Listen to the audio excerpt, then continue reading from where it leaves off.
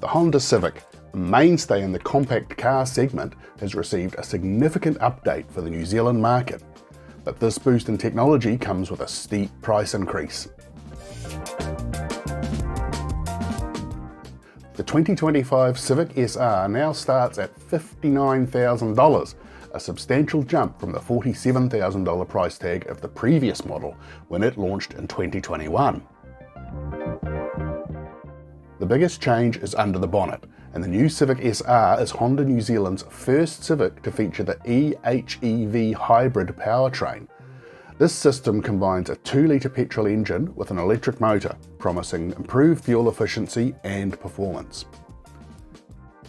Inside the cabin, drivers will now find built-in Google Assistant, allowing voice control of navigation, climate and other functions, while wireless phone projection is now also standard for both Apple and Android devices.